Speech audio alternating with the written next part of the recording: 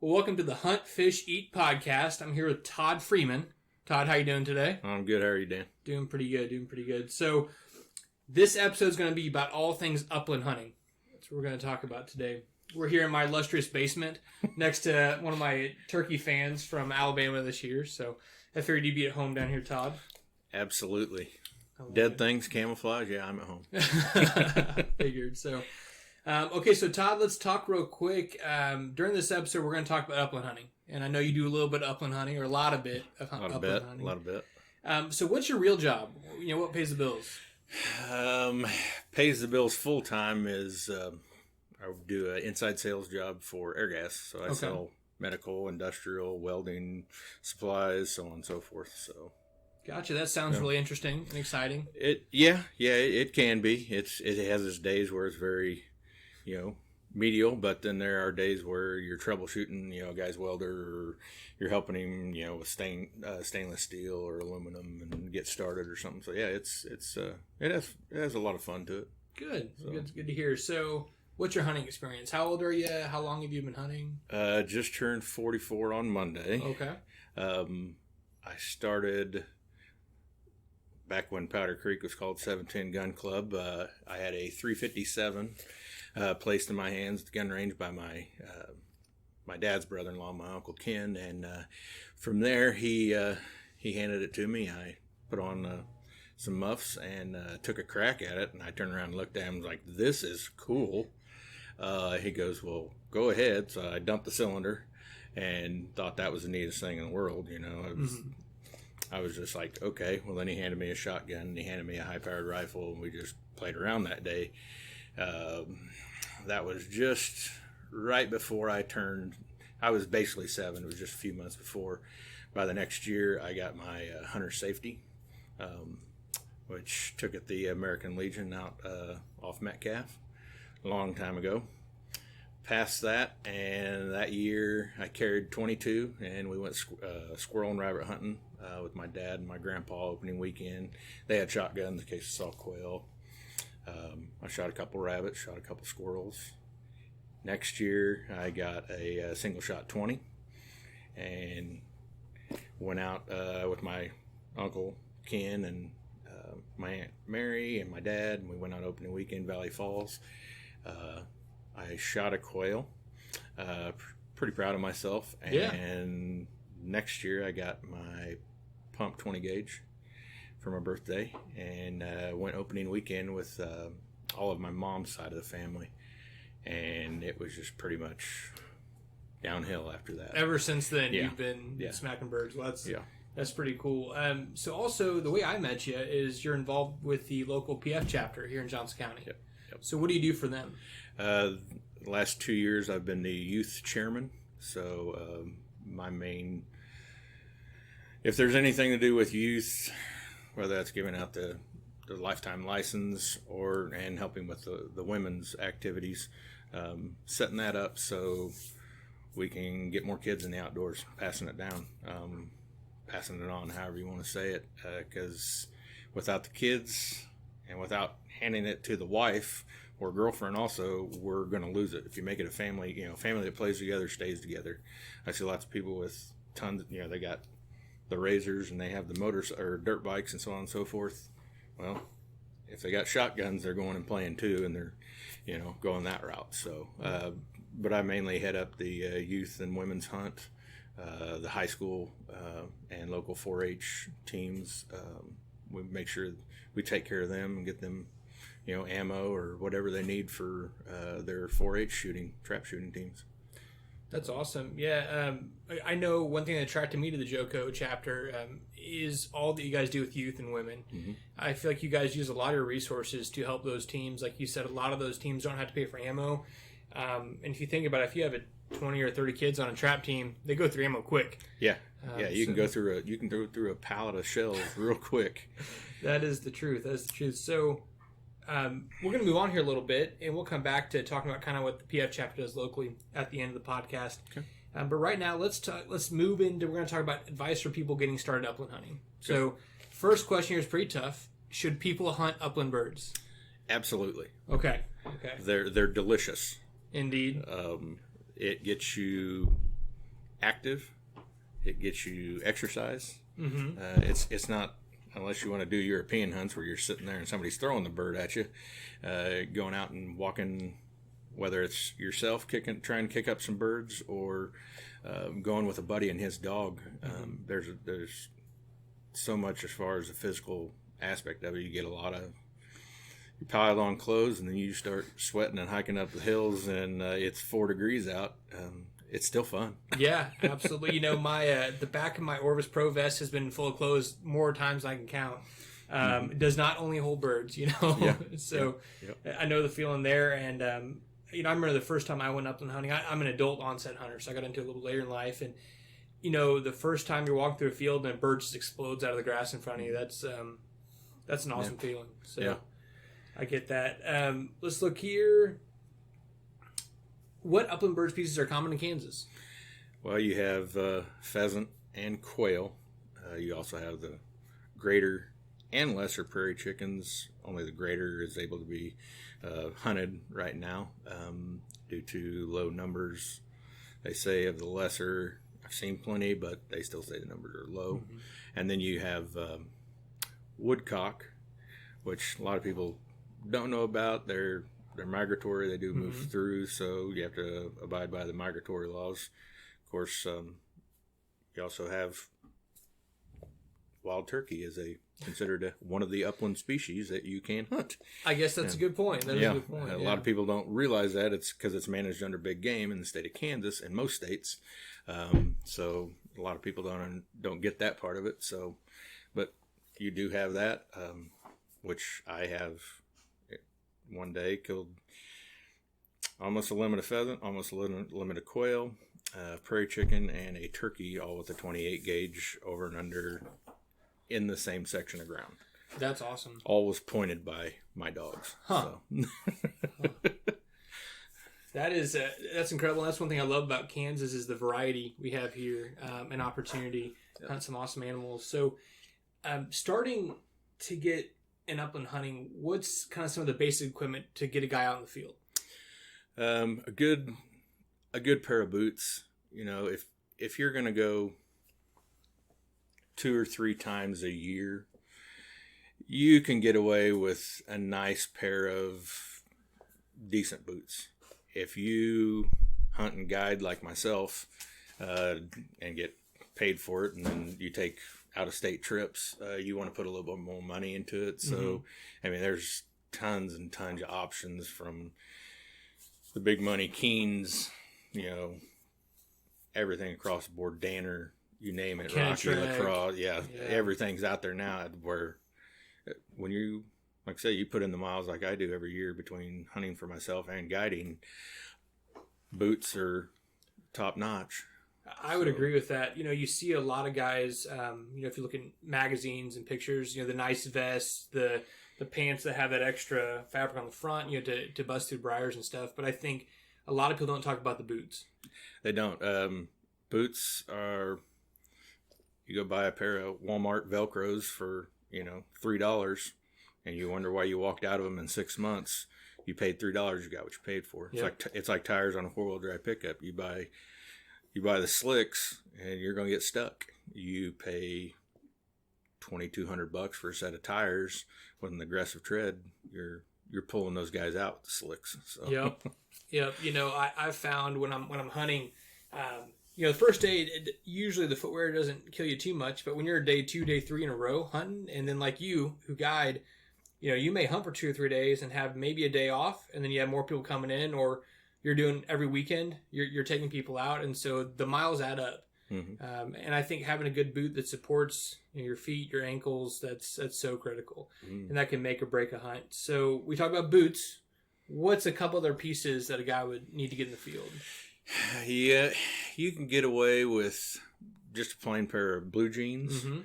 The eastern side of the state, mainly the eastern half of the state, you're gonna get into some briars, you know, some thorny briars. So buying a pair of chaps, you know, spend the money on the chaps can help you, or going out and buying the Upland Cordoba faced pants Wrangler also makes like a Riggs ripstop. I've used those for years too. Duluth and their fire hose pants, they're great, but I will tell you the awful thing about them is they do not hold up well to stubble fields. You're fraying and you're getting caught on stuff at the bottom, but otherwise, putting money into pants, that's what your next thing is. Yep. And I wear the Duluth a lot when I'm walking around, and I've found the same thing. They're great to wear, but when you're kicking through briars and kicking through stubble, and bent over cattails, that can beat them up pretty quick. Yeah, it's a CRP and wheat stubble. Very hard on a pair of boots, and they're very hard on just regular pair of jeans and pants. I tell a lot of guys to, if you get a brand new pair of hunting boots, go out and walk a stubble, walk opening weekend. Yeah. And when you get home on Saturday night or Monday when you've all unpacked, then go re-waterproof them, because that dirt and all the harsh, rough terrain that you've crossed is going to open up those pores on that leather. Mink oil, the spray on every different, they're 3M, whatever you got to do, and put them in the oven, bake them out. By the time you can get at least another year out of them if you do that continually. That's a good tip, because like we talked about, boots are not cheap. No. I think a lot of guys focus on buying a pretty shotgun and buying the best shells, which is important. Those things are important. Very. But you put some money into your boots, you can definitely make those last for quite a while. So I think, too, what kind of shirts do you like to wear when you're upland hunting? It kind of depends. In 18 years of guiding, guys will get out, where's your coat? I don't need a coat. I'm carrying all your birds, and I'm huffing and puffing. I'm going back and forth between you and the dogs and everybody else and around stuff and busting the brush for you. I dress a slight bit lighter. They have those new, like the Browning Performance Upland shirts. They're orange and like orange and olive and all different, and beige. They're great. Got a couple of those. Those are really nice. They seem to, for me, keep me a little warmer on the days that I'll put that on, the hoodie, and then I'll wear my one pullover if it's super cold, and I stay pretty warm. Of course, I wear a vest. I wear a strap vest in the warmer months. That's usually I'm hunting for myself, so I'm not carrying 15, 20 birds on me. I'm carrying, my limit. But I do have a few button-up, nice shooting shirts, from Cabela's, and got a few Orvis. There's a couple others in there, a few flannel lined, you're out and you can get away with it. You just have, a lot of it is terrain and what's the weather doing, Yeah. So my general rule of thumb, and this is why I tell guys that I guide, is if you get out of the truck warm, you're going to be sweating. So get out of the truck and be a little cold. We'll be good to go. And, absolutely. I'll wear an undershirt and then a button down, usually the Orvis shirt. I have a lightweight and a heavier weight, and most of the time I wear that lightweight, and it's not super lightweight, but by the time I get moving, like you said, man, I'm carrying people's birds. I'm running back and forth to dogs. I'm running back and forth to sides of the line. I get pretty warm. Yeah. I stay warm, and I do have a lightweight jacket made by Waterfowl, and it's the orange and tan. And what I love about it is it's not too warm, but it's I was hunting in a blizzard up in South Dakota, and that kept me dry. Yeah. And that was my goal with that. And I was happy to have that. So a lot of it so much is cutting the wind. Yeah. You're out on the prairies, or you're in and out of the draws and the coulees. You want something that's going to cut the wind for you. It is Kansas, and it does blow, seem to do all the time. It does get a little windy out there. But yeah, I dress a little lighter because I'm an odd fellow. I lose weight in the winter months because I'm guiding. I'm huffing, puffing, sweating the whole 9 yards. Summertime, I put on a little bit. So, and it's because I'm active because I'm fishing and working around the house, doing chores and out in the barn, whatever. But I just don't put in the athletic endurance that I do when I'm hunting. I'm not getting pitches and grains in the walking. Yep. So no, that'll get you in shape if you're an upland guide. Yeah, you'll get some miles on your boots. So you talked about vests. I'm a big strap vest fan. I don't even think I own. I think I have one regular vest, and I have like 4 or 5 strap vests. So, what's your favorite strap vest? I have got a. I'm trying to think of the name. It's got the chucker on it. It's buck bags. Okay. Buck bags chucker vest, designed by those guys out there, in the flats and warm country chasing devil birds. I love it. Wide strapped, has the nice clips. You can tighten it, loosen it.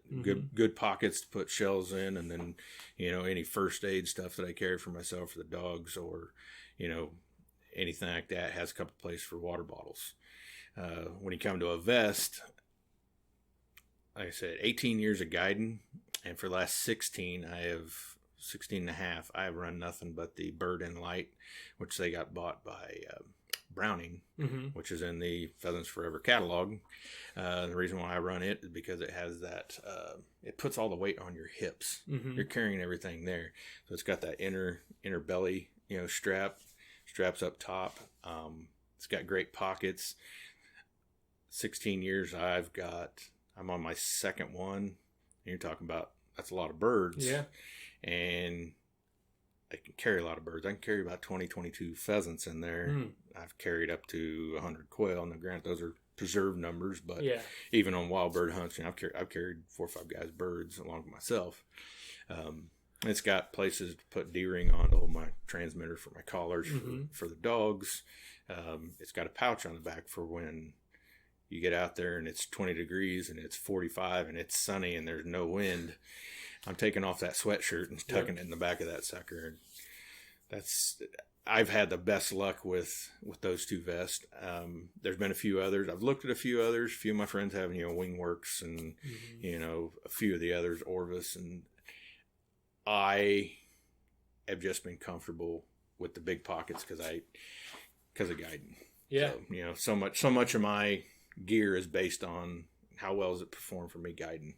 Absolutely. So, and what got us chatting this week was a hunt. I'm guiding up in South Dakota, and so I'm right there with you. Your mindset changes when you have to guide. Even if you carry a gun with you, you're taking your buddies out. You have to be thinking about all the contingencies. And like when I walk in a field, if I'm going to walk more than half a mile, I have a bottle of water and a Cliff Bar with me, or some small bit of food. And that's if I'm not taking dogs. I got my ammo and a little bit of extra ammo. I think the cardinal sin is if you run out of ammo in the middle of the field. That's my thing. So I always have ammo and ammo for everybody else. I'm the mulligan guy. I'm the guy that goes, I only need one. I'm a good shot. It's only 4 birds, or it's only 6 quail or whatever. And I put a box in my pocket, and then I'm like, well, it's just carrying. So I got a nice vest, and I put that extra box in there. Yep. And I have a tendency of, I didn't need that, but if I did, or you trip, you fall, and like I have done once, I had half a box of shells in my pocket that fell down in the badger hole. All muddy, snow. I'm not going after it. No. I've got more in the truck. I just went over, pulled out the other box, dropped it in, kept going. Yep. It was better than getting all muddy and dirty for the shells that it's the cheapest part of the hunt. Absolutely. No, I would agree with that. And plus, you don't, might be a badger back there. You don't want to wake him up. Yeah. Okay, so we've talked about a little bit of the gear we need and shotguns. So I prefer to hunt with an over and under, and I think that's a personal preference. You have 2 shells in the gun instead of 3. I shoot an over and under more than anything else. I'm a competition clay shooter, and so I think that's what I'm most comfortable with. What do you prefer? Semi-auto, pump, over and under? I went almost, this past year I bought a over and under again. And when I say again, I went through a rough divorce, so I had to deplete quite a few guns out of my collection. It's the worst. Luckily they hold value. They're like gold. But I have semi-autos, I have pumps, I have everything across the board. But last year I carried over and under 20. And very successful with it. And I thought, so this year it's going to go with me duck hunting, because don't have to worry about the plug. Yep. And drop 2 in, that's all I got. if you get yourself in the mindset that all you have is 2, you make it count. Yeah. And I bought 4 or 5 different boxes of 20 gauge shells last year when it came up, because I hadn't had I had 20 gauges. They were for my daughters. But I bought some of the, a little bit better in stuff for myself, because we went out of state and did all that. And I'm one of those make it count. So, I did what I did, and I still have shells for this fall. So that's a good place to be. And it's because I knew I had 2. Yep. And you're not spraying lead out there. If you know right. what, make it count. So. Right. Yep. Yes, I'm a big fan of I started carrying a 20 gauge last year, and I have a 20 gauge, 28 gauge combo over and under. Now mine's really beautiful wood and custom made, to my dimensions, and that's just because I work for gun companies, not because I'm perks. Special. It is definitely some perks. But I found out I really like that 28 gauge on there. It doesn't kick a lot. I love a 28. I got into guiding. I knew 410, 20, and 12. That's what I knew. I started guiding, and the guy I guide for, Jeff Harper out at Smoky River, he's a big 28 guy. And so there was always a 28 over and under. So I shot one of his, and he just looked, or that he had just gotten, and he gives it to me. He says, "Here, try this." So he gives it to me. I went out. I nailed the first 18 quail that got up in front of me. Boom, boom, boom, boom, boom. Didn't miss. And he goes, "Well," and I said, "Shut up. I got money at the truck. I'm buying it." And it was just pretty much curtains after that. I was buying. At one time I had three 28 gauges and 4 20 gauges, and it was a toss up of what I wanted to grab that day. Ammo's lighter, than 12 gauge, and that it does have some pitfalls with the 28. Your cost of shells, I get it, but holds the shot pattern longer, further, and I've killed a lot of pheasants out there when guys wouldn't. I will. Yeah. Number 1, I know the gun. Number 2, it's choked right. Number 3, I know the shell I got. I'll do it.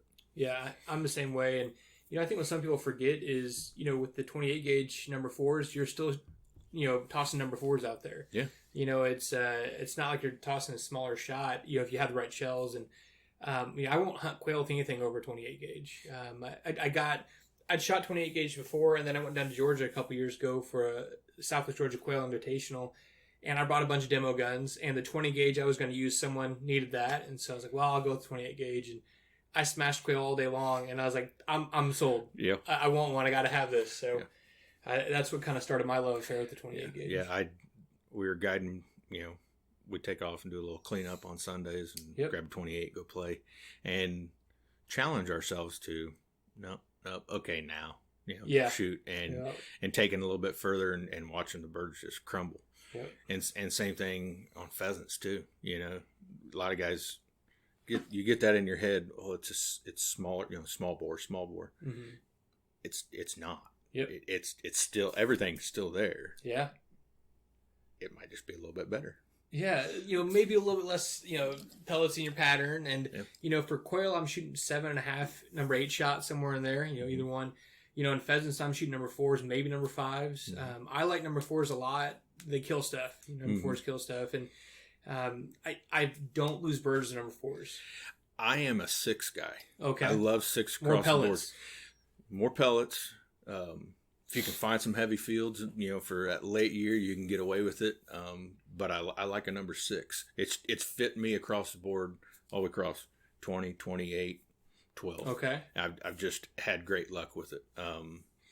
There's a couple brands out there that I really like.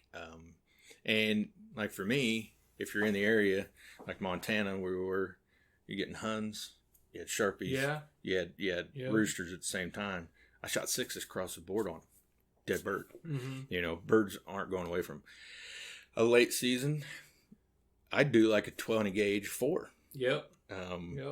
If I'm hunting row crop, if I'm hunting CRP and I have the weather at my advantage, per se, heavy frost or snow, I'm fine with a 5 or a 6 even. Mm-hmm. It doesn't matter. I'll grab in the pocket and just go. But if I'm hitting row crops, I'm throwing down some number 4s on a bird. Just especially late season. Man, late season birds are a different animal. They've been shot at all season. They've been ran by dogs all season, and they're not usually young birds at that point in time. Yeah. And so I found they get up further, they fly harder, and I like that a little bit. Right. I've hunted preserves, and I've shot 7.5 on preserve pheasants sometimes just because they're so close. But when you're shooting those late season birds up on, like you said, row crop or wild birds, I like those number 4s. Yeah, it's just a good round before you start breaking into rhino rollers. Yeah, right. So yeah, no, that's a lot of good times. So we can nerd out about gauge all day long, I think. I'm right with you. Yeah. Because I'm a 28 fan, and if you are a gun nerd, if you're a shotgun nerd, yep. you can. Mm-hmm. I've killed a ton. I had a 28 gauge 410 Beretta over and under setup. Hammered pheasants on it all day. What does get people a little mad at you is when you pull out a single shot Thompson 410 contender and they go boom, boom, boom and miss, and you pull up and clock that bird. And they tell you you're number one mostly. Yeah. That's usually the first thing out of them. But not with the index finger, do they? No. They point at you a lot, and it's with another finger. That's pretty good. So I rigged up a 28 gauge this spring. I ended up not taking it out except for once, but I want to shoot a turkey with a 28 gauge. So I got some of that awesome Federal TSS shells, number 9s, and I don't see any reason it's not possible. I shot a turkey with a 20 gauge for the first time since 1997. 98 was the last time I shot a turkey with a 20 gauge. Mm-hmm. I used those Kent TK7s or T47s, whatever they are. Yeah. That Rio was deader than a wedge at 24 steps. Yep. I mean, done. Yep. And he was cooked. He didn't even flop. He just kind of fluttered a little bit. Yeah. And I was just like, why do I need to lug in my big 3.5 anymore, Yeah. I think with modern ballistics and modern shells, you can do a lot more smaller bullets than you can with than you used to be able to. Mm-hmm. And I like the lack of recoil. Like you said, smaller shells, less weight in your vest is a big deal for me. So, like I said, we could sit here and nerd out about your gauges all day long, but let's talk about a couple of other things. So, do you need a dog to upland hunt? I did an upland hunt with a dog a lot.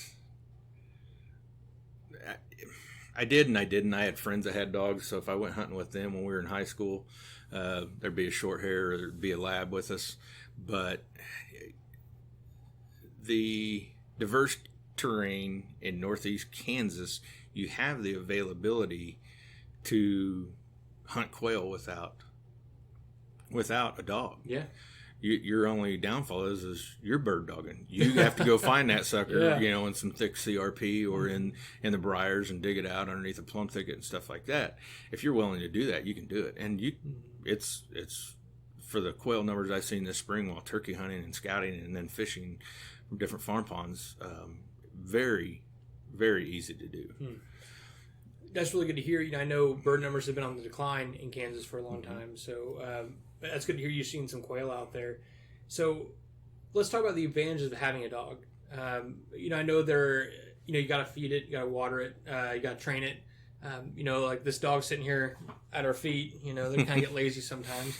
But what are some of the main advantages of hunting over a dog? Well, they have a nose better than us, and they'll find them for you. Mm-hmm. They can't tell you if it's a hen or it's a rooster on a pheasant. One thing, they're going to get you close on a prairie chicken. That's a pretty wary bird. Same thing on a pheasant, depending on what crops you're hunting. They can sometimes run around you. Biggest advantage, you don't have to go run and go get a bird that you killed 40 yards out there. It's going to do it for you. If you ding one, he's going to go get it for you. It has a lot of, the paintish parts, cleaning up after him, taking him to the vet. It's all I know. Yeah. for the last 20 years of my life, I've had a bird dog as my own. That wasn't my uncle's or a friend of mine's that I went and grabbed. I've been raising German Shorthair pointers for the last 18 years. And there's more pros than there are cons to having a bird dog. I would agree, especially if you're going to hunt more than once a season. If you're a 2 or 3 time a year guy, go with buddies that have dogs. Yep. If you decide that you want to do it and get into it, there's options of buying a fully trained dog. You're going to put out more money. Yep. There's also the fun of training your own first bird dog. You're going to make a lot of mistakes. But a bird dog is pretty forgiving. Yep. 85% of a bird dog is natural instinct. The other 15% is how you tell him to use it. You do the obedience and you do the retrieving and you get him woed and you go and find a preserve or buy pigeons or something like that, and you get past a lot of that. There's tons of stuff on YouTube now, tons of great books out there, tons of great DVDs out there, and you can make it simple. A lot of it, I'll just say it this way: make the bird dog for you. Yeah. It doesn't have to be a field trial champion.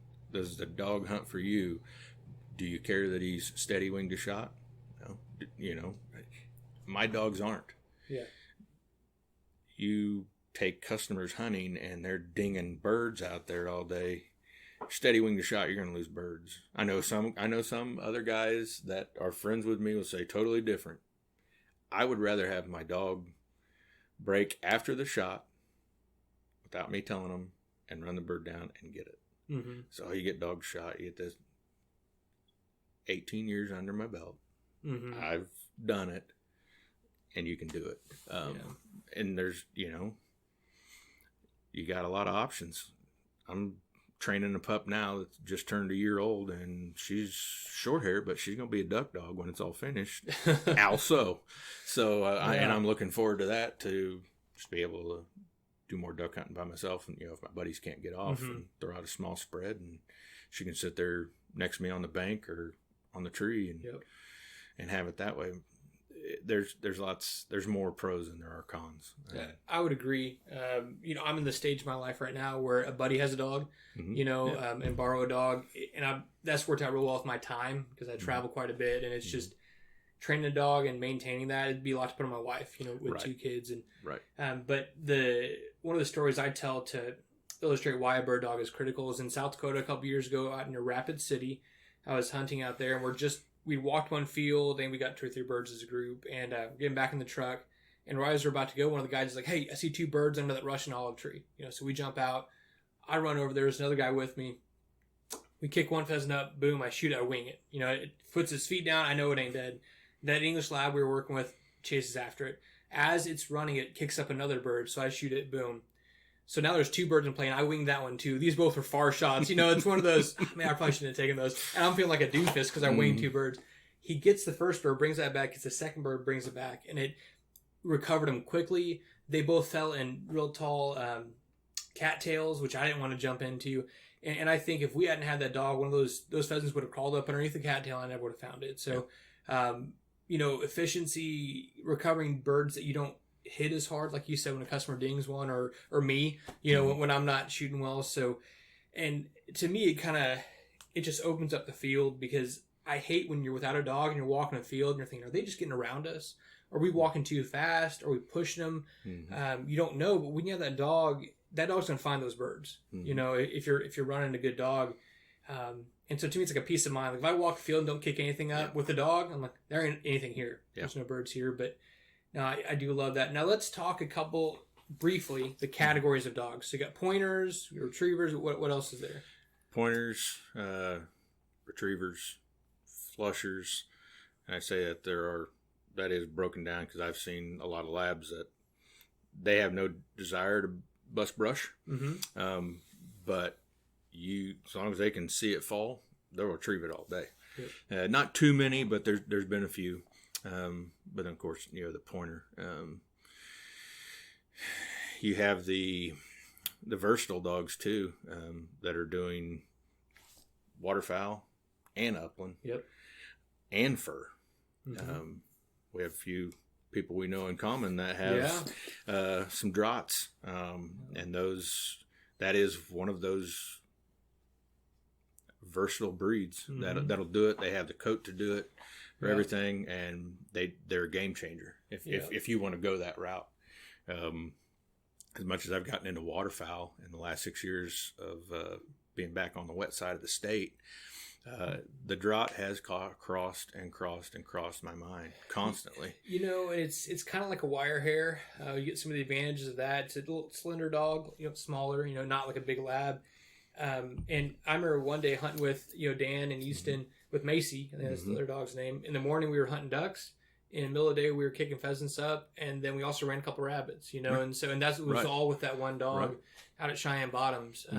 And so those versatile hunting dogs are definitely, it's a different class if you're not just going to be a duck hunter or just be an upland guy. And the short hair has become more into the versatile breed in what I've seen in the last 15 years than it ever was.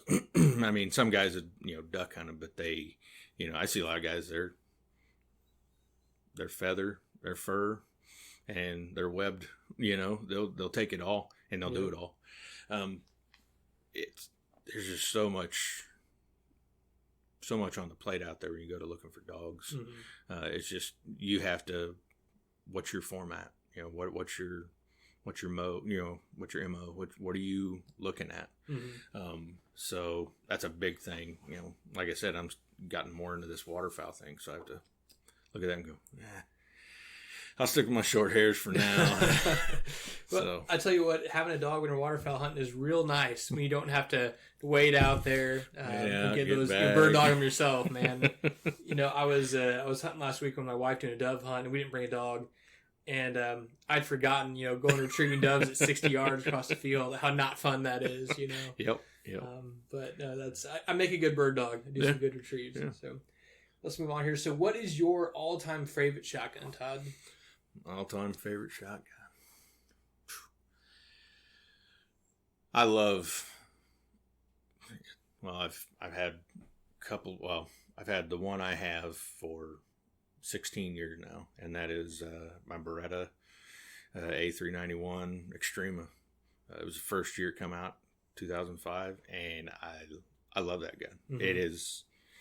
It's failed me 2 times.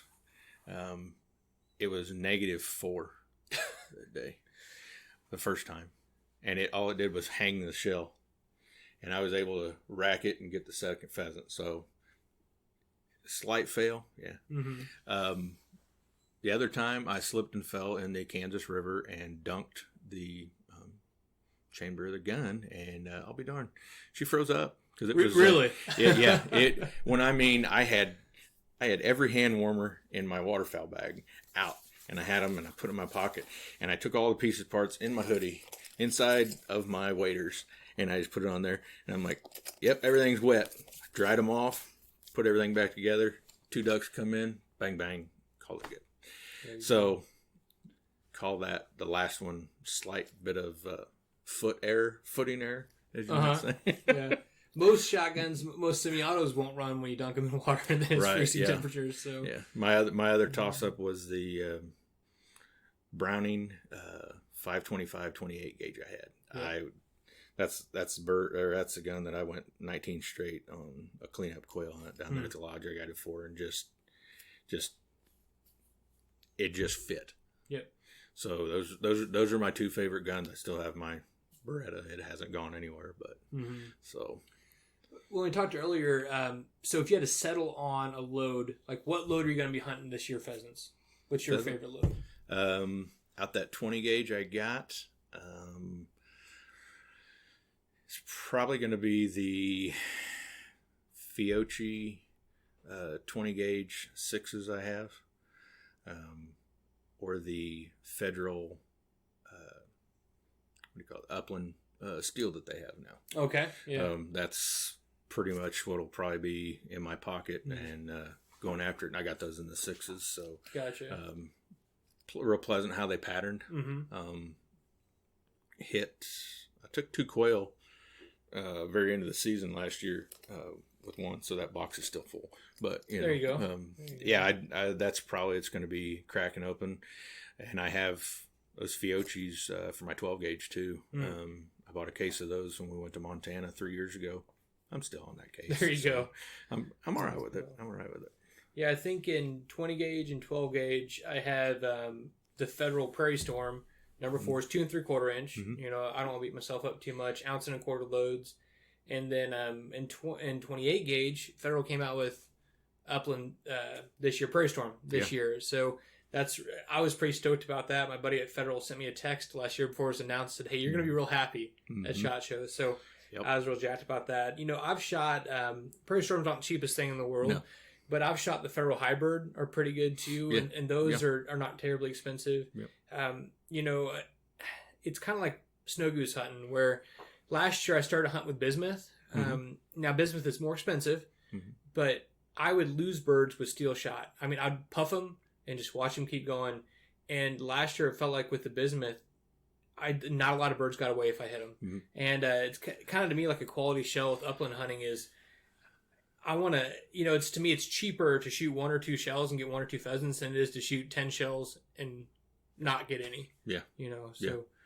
Yeah, bismuth, it hits harder. Yes. I've seen it on a client I had out last year had the Kent bismuth. Yep. In the pheasant load. And we got all done and he goes, "What are you doing?" I said, "I'm going to go try and pop maybe a pheasant," and I said, "I know I'm going to go get some quail."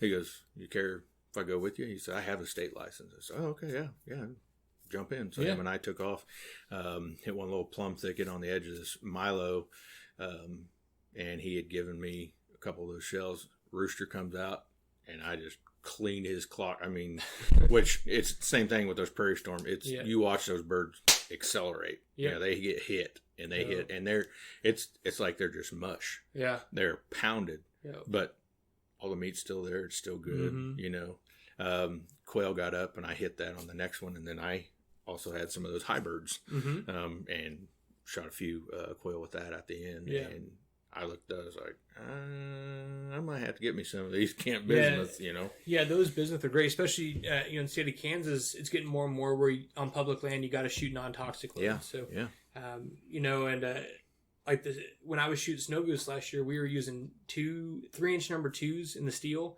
and then we went to the 2 3/4-inch number 4 bismuth, and the bismuth was killing them. I mean, you get a lot more. You'd shoot them in there, and they're dead. They're just helicoptering down, as opposed to the steel number 2s. So it does hit harder, and I like that quite a bit. Yeah. We were shooting what was it? BB heavy metals. The heavy metal snow or whatever it was, or heavy shot. And we crushed. Yeah. We crushed. Yeah. I mean, it just did a number on those snows. Just, they just, boom, or here they come. Well, and I started shooting the Boss. I don't know if you heard of Boss ammo. I've been wanting to try those. Yeah, so I think John Francis turned me on to it. And you can order a 200 round case. It's about $190, $200. But if you're looking at, you know, a case of like some of the higher dollar steel stuff, that's on the same par. And like I said, I still got a majority of that case left. I'm looking forward to shooting some ducks with it and all stuff. So that's what I'd like. That's what I'd like to try was some of that Boss on some ducks. You know, and we'll have to give you a couple rounds for you, man. So I'll give you a little goodie bag. I'm willing to do that. Yeah. So let's move on here. So if you knew a guy comes to you and says, "Hey Todd, never upland hunted before. I know how my gun works. You know, I got a place to go. What are 3 tips you're going to give him?" I'd say watch weather. Weather's going to dictate a lot with the birds, pheasant or quail, depending on what part of the state he's in, or blessed enough you're going to bust them up, you know, both in the same field. Are you going by yourself or with a dog? One that's blatant right in front of you. If you do have a dog, you know, you need to work that field into the wind for the dog's sake. Multiple reasons. For finding the birds and finding the dead birds. That's going to help.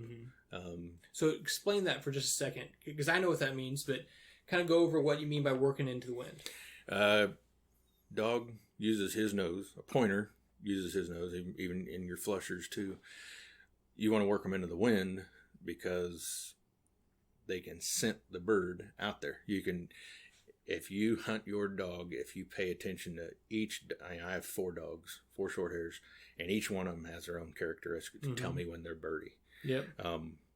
And if you watch their mannerisms and then watch as they pick up scent of the birds, that's going to tell you a lot, because you're hunting into the wind. The bird, the dogs can smell the bird. The scent's blowing right at you. Right at them. Yep. And so that's where also you got frost on the ground, you got snow on the ground. Was it wet the day before, and you're thawing? You got all these different factors in of what you need to know when you're hunting it. And then probably number 3 is how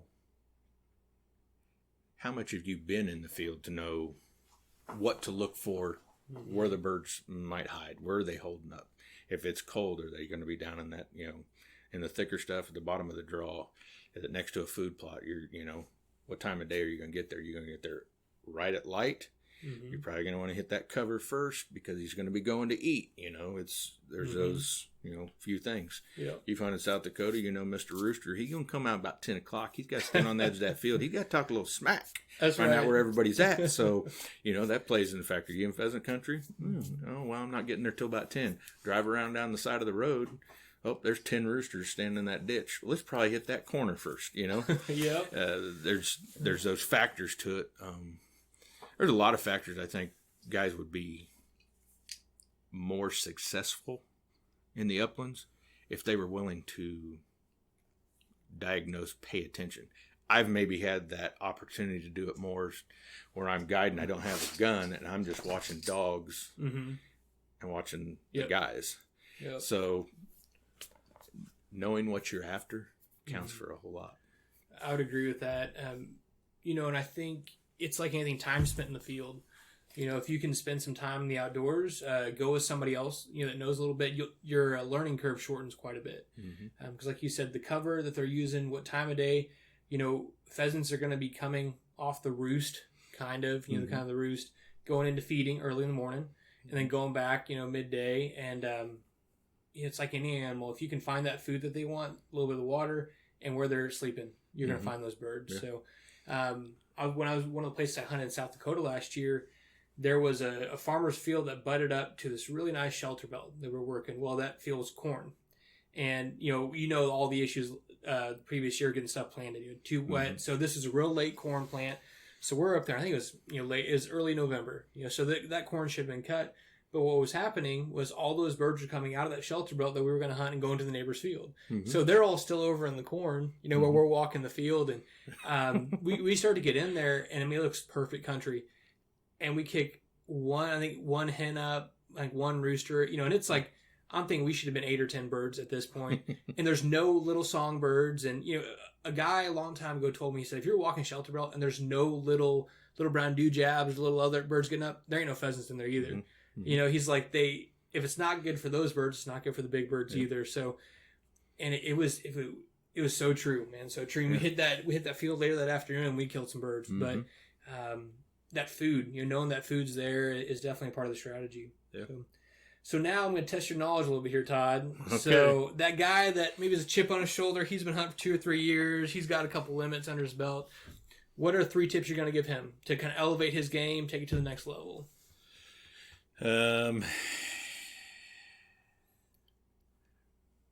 Is he?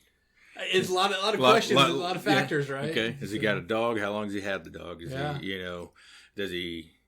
I'll tell you this. I've been with guys out in the field that have dogs and don't watch they watch their dog get, air quotes, birdie. They didn't watch him 40 yards back when he started really slowly quartering himself, and now he's at a he's not swinging very wide at all. No. He is now pin drop. That bird is right in front of him. Yep. things I can tell that guy be more successful. Look at cover. Pay more attention to cover.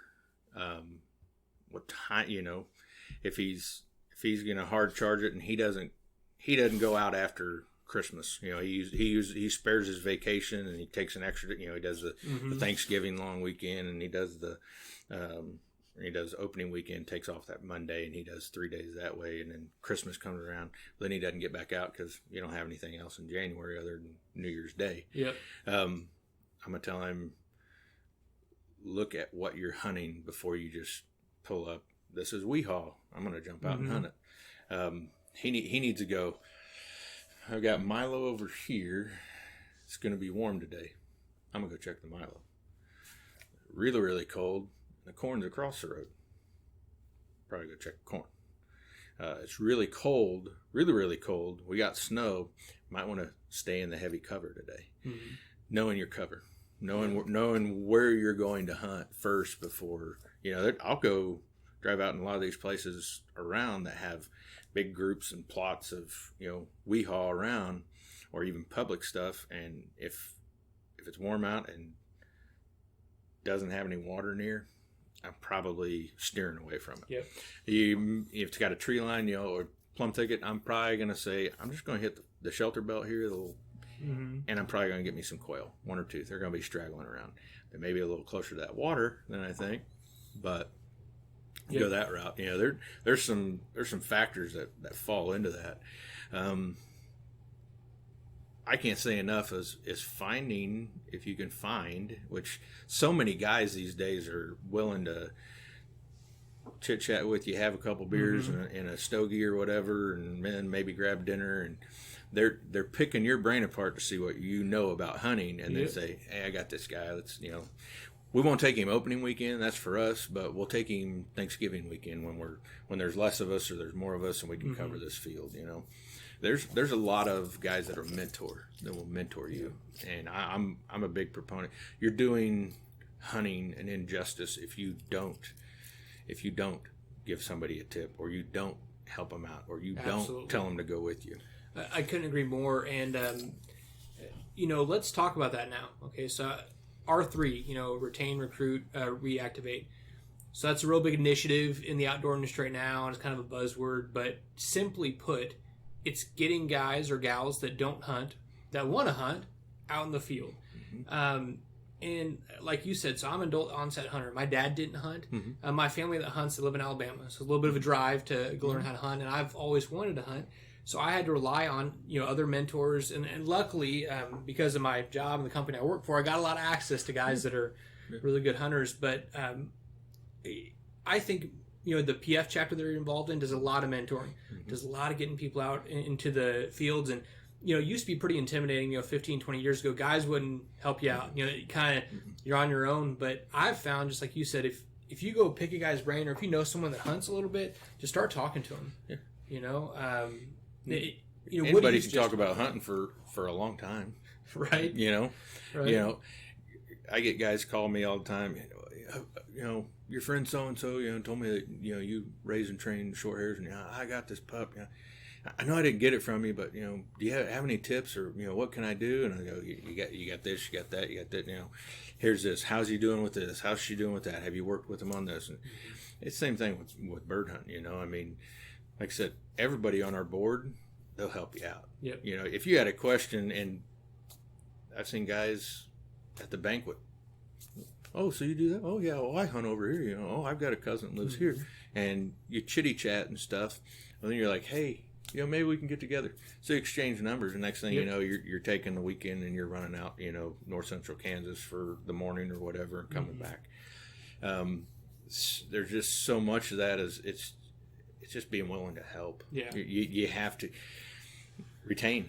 Yeah. You have to keep that guy going. If he doesn't, I've got friends that don't have dogs, and the only time when I lived out west, the only time they hunted was with me.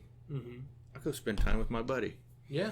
And most of the time they were, I'll get you lunch. Yep. Wife's going to have soup on when we get done. Okay. Yeah. Or I'll cover your gas when we fill your truck up. Let me fill your truck up when we're done. Yeah. I mean, tons of that stuff. Literally, pure example was last Friday night. Got off work, ran down to Hillsdale. Was going to try and see if we could pop a few public land quail or doves. Pull up, and this kid comes up and he goes, "You guys dove hunting here? We done?" And he says, "I've never dove hunted before." I got my fiance's boy and his buddy, which take them hunting all the time, and I looked at him and I'm like, "You jump in with us, grab a bucket and come in." He's like, "No, I don't want to do that."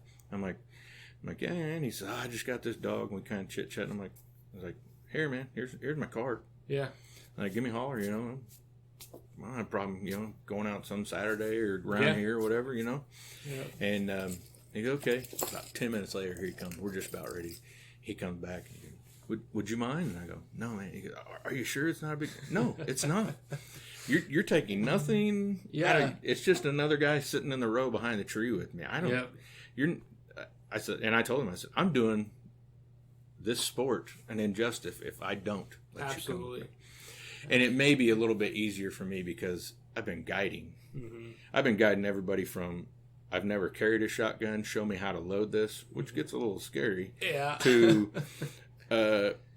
my daughters. I taught them how to hunt. Mm-hmm.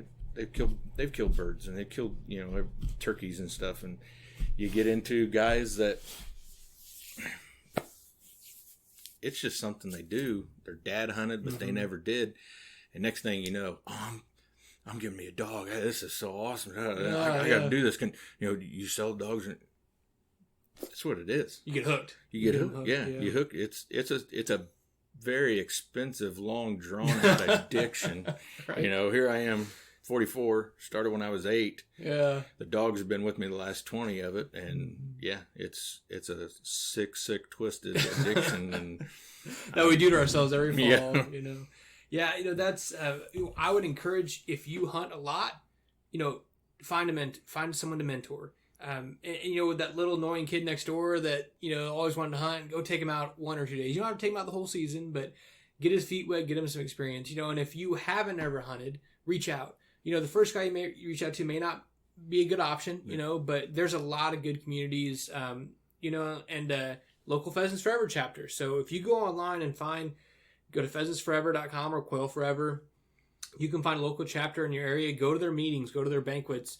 If you want to get involved in that chapter, guys will help you out. Mm-hmm. I've found. Yeah, absolutely. Been really open to that. So now you mentioned WEHA earlier. That's walk-in hunting areas. Mm-hmm. So Kansas is unique that we had. A lot of states have something like this, but essentially farmers and landowners can enroll some of their fields or some of their property in walk-in hunting. So there's certain restrictions and things, but essentially, you get a map, or you can use an app like OnX, and you can find walk-in hunting fields. And one thing I think is cool is they're open to anybody.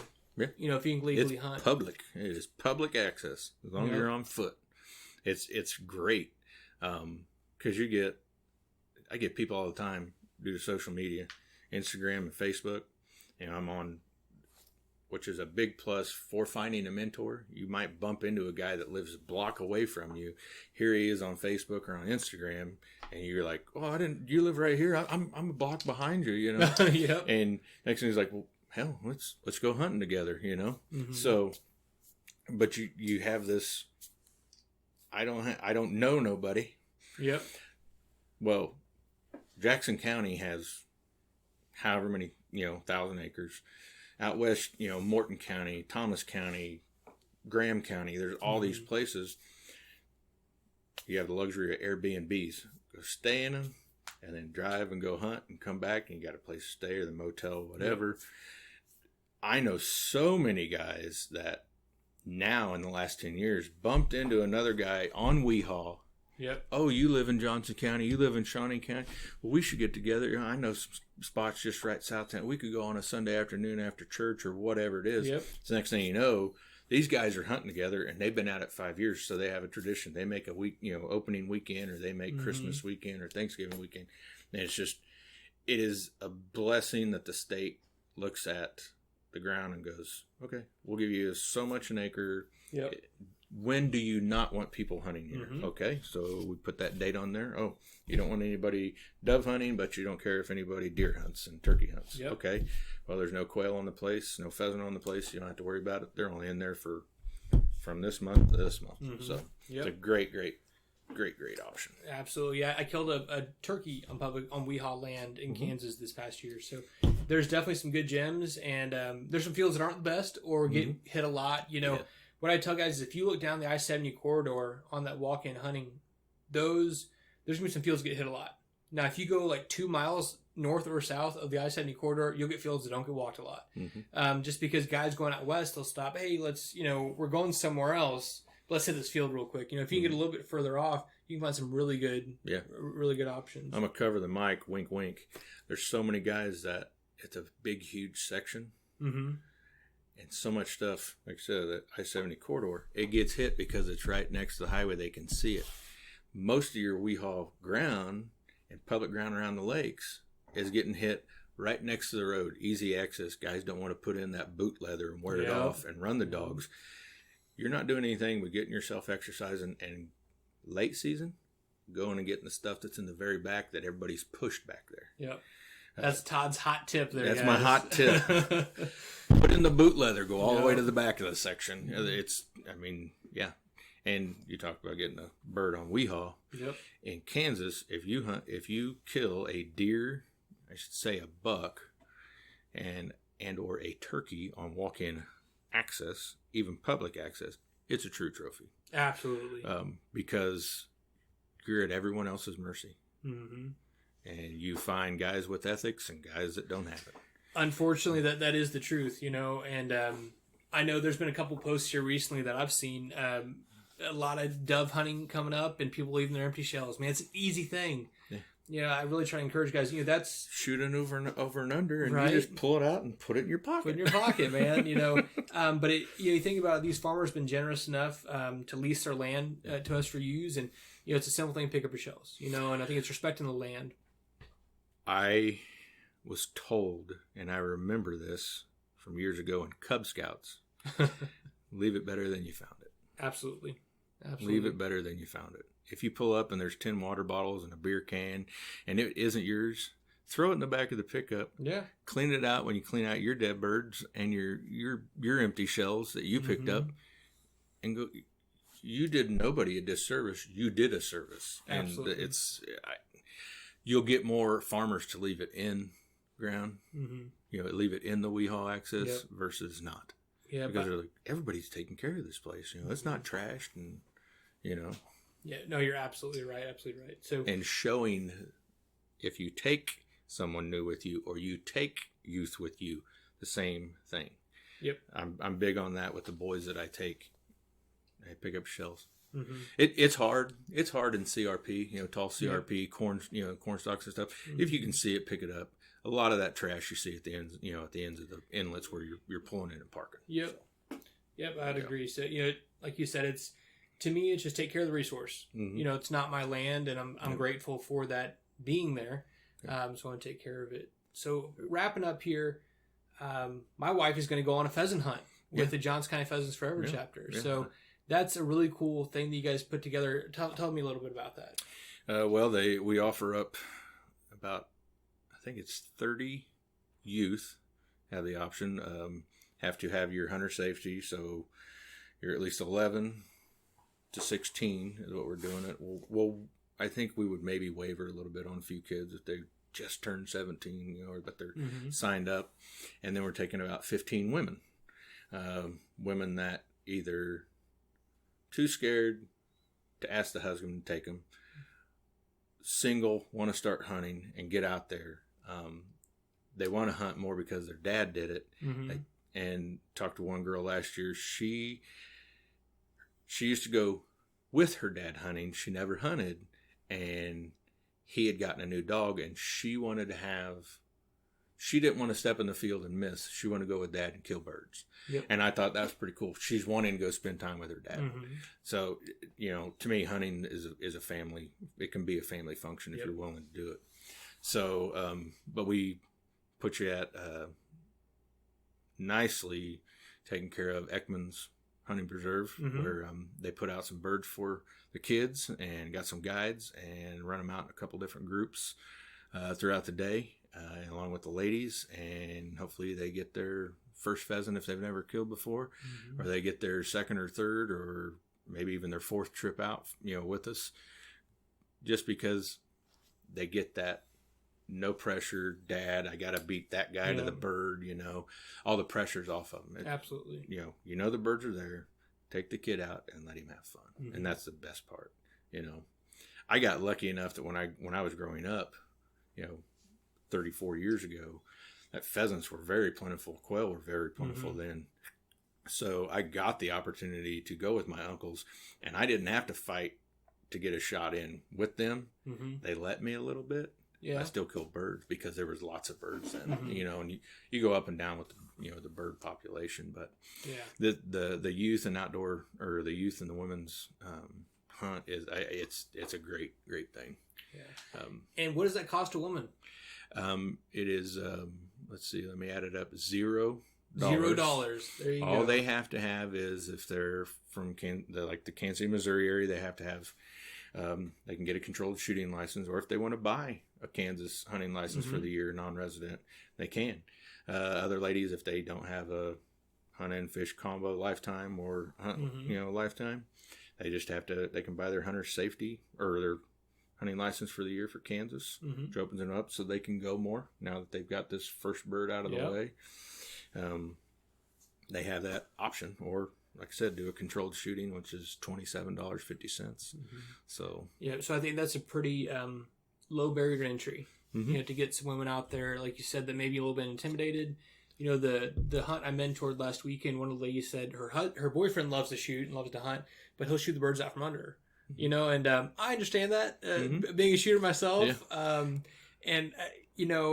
My boss, Dave Miller, who we went hunting with the young lady, and he didn't carry a gun. And I asked him when I was like, "Why didn't you carry a gun?" He said, "Well, she took a little long to shoot those birds, and if he had a gun, he would have shot him." And I said, I know that feeling. I know that feeling. So luckily with this hunt, that's not a factor. Yeah.